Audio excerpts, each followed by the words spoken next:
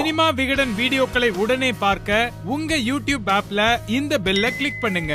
Police அதிகாரியா வரணுங்கிறது தான் என்னுடைய ஆசையா இருந்துச்சு. நமக்கு பல துரோகங்கள் இழைக்கப்பட்டிருச்சு. அவங்கள நம்ம பயன்படுத்திக்கணும். எனக்கு ராஜகிரனுங்கிற பிம்பமே உடஞ்சிருக்கு.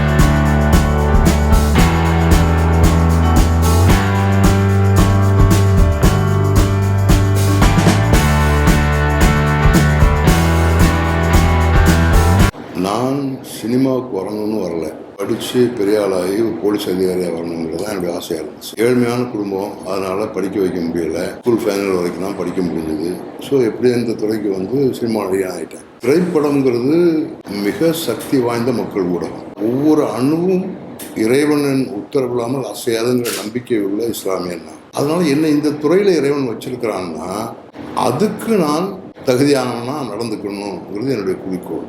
சமுதாயத்துக்கு ஏதாவது நல்ல கருத்து சொல்லணும், அதுக்காகத்தான் என் நடிப்பு பயன்படணும் அப்படின்னு நினைக்கிறேன். அதற்குரிய கதைகள் வந்தால் ஒத்துக்கிறேன். இது ஒன்று தான் தகுதி.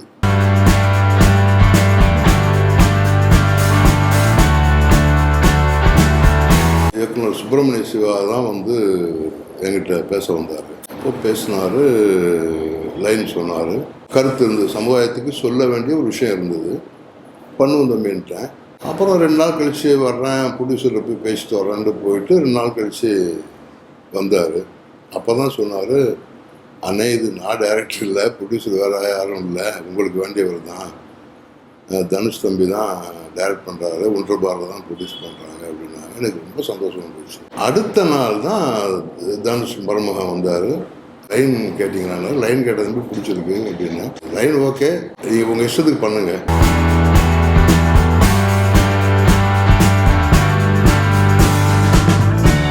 சாதாரணமாக ஒரு 50 வயசு ஒரு மனுஷனுக்கு ஆயிட்டாலே அவன் அந்த சமூகம் ஒதுக்கிறது.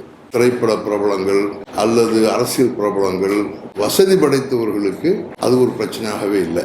ஆனால் ஏழை மக்கள், நடுத்தர மக்கள், அவங்களுக்கு 60 வயசு ஆயிடுச்சா, சரி முடிஞ்சு, இனி இவர் எதுக்குமே பிரயோஜனப்பட மாட்டாரு, இவர் ஒன்றும் தெரியாது. இனி இன்னும் சொல்ல போனால் 40 வயசுல இருக்கிற உணர்வுகளை விட 100 வயசுல இன்னும் அதிகமான அனுபவம் எல்லாம் சேர்ந்து உங்களோட உணர்வுகள் அதிகமாக இருக்கும். அவங்கள நம்ம பயன்படுத்திக்கிறோம். 60 வயசு தாண்டிடுச்சா தூக்கி போட்டு குப்பத்தொட்டில் தூக்கி போட்ட மாதிரி அவங்கள ஒதுக்கிறோம். அப்படி ஒதுக்கக்கூடாது. பெரியவங்களை ஒதுங்கிடக்கூடாது, அவங்க ஒதுக்கினாலும் ஒதுங்கிடக்கூடாது. உங்கள் வாழ்க்கையை நீங்கள் வாழணும் அப்படின்னு மருமகன் தனுஷ் சொல்லியிருக்காரு. அந்த விஷயம் தான் எனக்கு ரொம்ப பிடிச்சிருக்கு.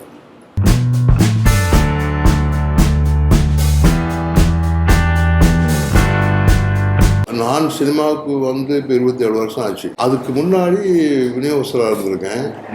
அதுக்கும் முன்னாடி தினக்கூலி 4 ரூபா 50 பைசாவுக்கு ஃபிலிம் ரெப்ரசன்டேட்டிவாக வேலை செஞ்சுருக்கேன்.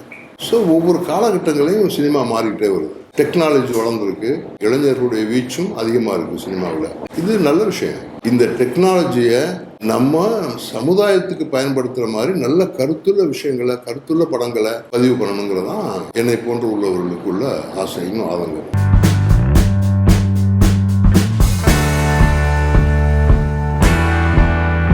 ஒரே வார்த்தையில் சொன்னால் ஹெட்ஸ் ஆஃப் டு ஹிம். இப்படி ஒரு பிள்ளைய பெற்றதுக்கு என் தங்கச்சி விஜயலட்சுமி ரொம்ப கொடுத்து வச்சிருக்கணும், ரொம்ப புண்ணியம் பண்ணியிருக்கணும். ஏன்னா அப்படி உழைக்கிறாரு. இப்படி கஷ்டப்பட்டு உழைக்கணுங்கிற அவசியமே இல்லை. அவ்வளவு நேர்த்தி எதிர்பார்க்கறாரு. பெர்ஃபெக்ஷன் அப்படி இருக்கணும்னு எதிர்பார்க்கிறாரு. பவர் பாண்டிங்கிற கேரக்டர், அவன் எப்படி பேசுவான், எப்படி நடப்பான், எப்படி திங்க் பண்ணுவான், அது வரைக்கும் அவர் சொல்லி கொடுத்துருக்காரு. இன்னும் சொல்ல போனீங்கன்னா அவர் சொல்லி கொடுத்ததுல 50% நான் பண்ணியிருப்பேன்னு நினைக்கிறேன். அவர் சொல்லி கொடுத்த 100% பண்ணியிருந்தா டோட்டல் ராஜகிரனே, எனக்கு ராஜகிரனுங்கிற பிம்பமே உடஞ்சிருக்கும். அந்த அளவுக்கு அற்புதமான ஒரு கலைஞர் தனுஷ்.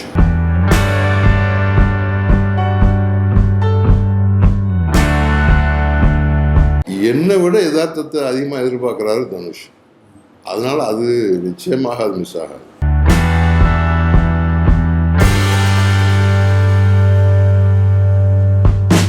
நடிக்க ஆர்வமா அப்படி நான் சினிமாவுக்கு வந்தவன் இல்லை.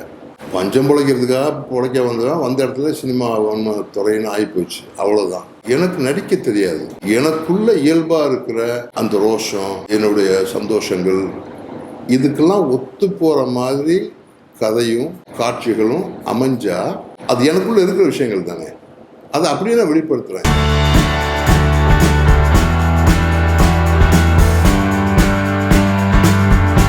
மிகப்பெரிய அடிப்படை தவறு சினிமாவில் இருக்கிறது என்னன்னா, நம்ம டீ கடை வைக்க நினைக்கிறோம், எவ்வளவு செலவு இன்வெஸ்ட் பண்ணி டீ கடை வைக்க நினைச்சாலும் அவனுக்கு டீ ஆத்த தெரியணும். பணம் போடுற முதலாளிக்கு டீ ஆத்த தெரியலனால் அந்த கடை நொடிஞ்சிடும். இது எல்லா தொழில்களுக்கும் பொருந்தும். சினிமாவிலையும் அரசியல்லையும் மட்டும்தான் எந்த அனுபவமும் இல்லாமல் எதுவுமே தெரியாமல் சும்மா பணம் இருந்தால் போதும் பணம் எடுத்துறேன்னு வந்தவங்க தோத்துக்கிட்டு இருக்காங்க. அப்படி வந்தவங்களே யாராவது ஃபுளுக்கா ஜெயிக்கலாம், அது வேற விஷயம்.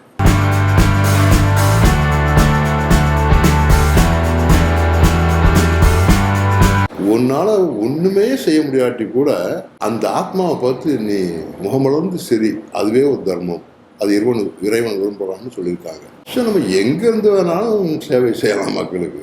அதுக்கு அரசியலில் போய் தான் சேவை செய்யணுன்ற அவசியமே இல்லை.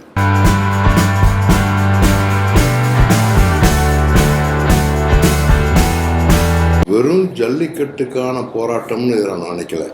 நமக்கு பல துரோகங்கள் இழைக்கப்பட்டிருச்சு. அது எல்லாம் கொஞ்சம் கொஞ்சமா அதுவும் ஜல்லிக்கட்டுங்கிற பேர்ல அந்த போராட்டம் வெடிச்சு. மாட்டை காப்பாற்ற வேண்டிய பொறுப்பு நமக்கு இருக்கு. ஏன்னா இந்த மாட்டை வச்சு மிகப்பெரிய உலக அரசியல் நடந்துட்டு இருக்கு. வடிகால் வேணுங்கிறதுக்காக உணர்வுபூர்வமாக எழுந்ததான் அந்த போராட்டம். இளைஞர்கள், மாணவர்கள், பொதுமக்கள் எல்லாருடைய அளப்பரிய பங்கு மிகுந்த பாராட்டுக்குரியது.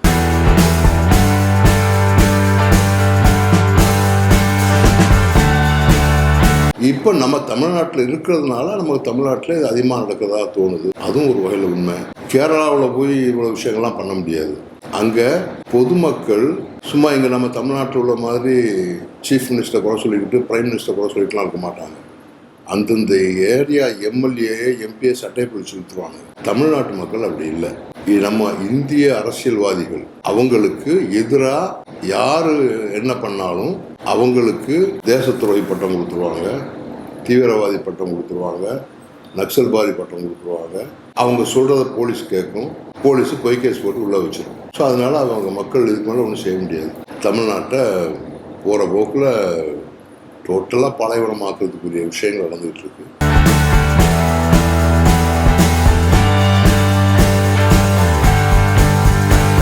இது இந்த பிரச்சனைகள் ஆரம்பித்தது பாபர் மசூதி இடிப்புக்கு அப்புறம்.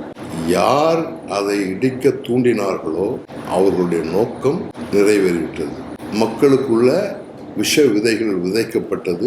அதுதான் இன்னைக்கு இந்த அளவு நிற்கிறது. இதெல்லாம் ஒன்றும் பண்ண முடியாது. அரசியல்வாதிகளுடைய திட்டம் வகுப்புவாதத்தை பூர்த்தி, மத கலவரங்களை பூர்த்தி, ஜாதி பிரச்சனையை பூர்த்தி, இது அரசியலாக்கி நம்ம இடத்தை தக்க வச்சுக்கணும், இல்லை புதுசாக பிடிக்கணுங்கிறதுலாம் அரசியல்வாதிகளுடைய பகல் கனவு. அதெல்லாம் பலிக்காது இந்த மண்ணில்.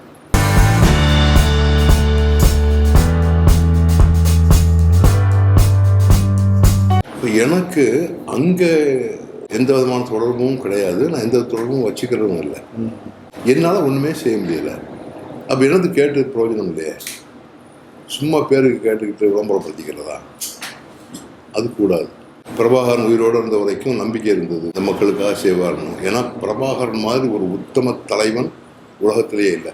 ஸோ அந்த மக்களுக்கு ஒரு வழி இல்லை, தலைவிதின்னு போக வேண்டியதான். அந்த மக்கள்கிட்ட ஏமாற்றி பணம் பறிச்சுக்கிட்டு இருக்கலாம். அந்த கொடுமையை தான் எங்களால் செய்ய முடியுமே தவிர அந்த மக்களுக்காக எதையுமே செய்ய முடியாது.